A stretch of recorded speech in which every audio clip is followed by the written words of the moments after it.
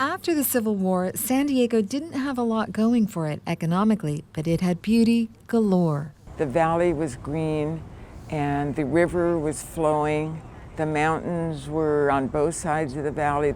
Geraniums grew here. Every flower imaginable. The beach, the sun, and it looked very much like southern Spain. And she says the weather was equally Mediterranean. It does have the best climate in the United States. It's an average of 70 degrees. Word spread. Ailing businessmen and families started coming to the region in the late 1800s. Some credited their healing to the temperate climate, spawning the birth of what was then called the Invalid trade. There was a trade in invalids in the sense that you could make a fortune by offering what they wanted. Strathman says the idea was to sell San Diego's sea, topography, and weather as a tonic, especially to people with tuberculosis. At times, the sales pitch was over the top. Death in San Diego was described as so rare it was, quote, a remarkable event. University of San Diego history professor David Miller says it was pure PR. There was a story of a man who lived to be 109, or it was maybe 100 or 200 years old, something ridiculous, and got so sick of it living in California that they took him out of California so he could die. According to the health seekers of Southern California, the air in Southern California was touted as so fresh and beneficial that it would bestow its people with melodic voices, making them a race of singers. And everyone was in on the promotion, including the citrus industry. Orange crate art depicted Southern California as Eden, with beautiful people against the backdrop of picturesque landscapes. Miller says transportation did its part, too. You have the boosters and the railroads actively marketing health to sick patients to bring people to San Diego to develop it. San Diego and Los Angeles even competed for the patients. The cities trash-talked each other.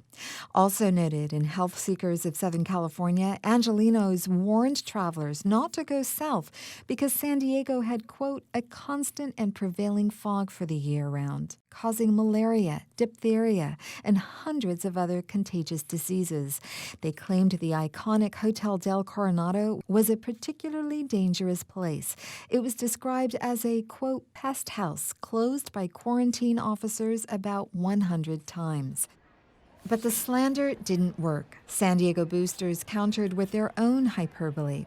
San Diego became known as a cure for almost any illness, says historian Engstrand, quoting the British newspaper publisher Samuel Storey. This is a land of promise for those threatened with or suffering from consumption, asthma, throat diseases, dyspepsia, or physical prostration.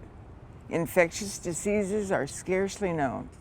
In 1890, a cape-wearing San Diego physician named Peter Remendino published a book called Longevity and Climate. I asked retired pediatric surgeon George Kaplan to read an excerpt. Sea air has been shown to exercise a decided preventive action in the case of consumption. And could there have been any truth to it? Scientifically, unfortunately, I don't think it has much merit. But, you know, if you came to San Diego or any of the other places that were thought to be of benefit for tuberculosis and you recovered, obviously you spread the word. San Diego cashed in on the medical tourism. In 1870, a San Diego Union editorial headlined "Our Winning Card" stated, quote, "It is hardly too much to assert that probably 2/3 of our population and wealth has been drawn to San Diego by its advantages as a health resort alone." Those sick people helped turn San Diego into the health and beauty-obsessed city it is today.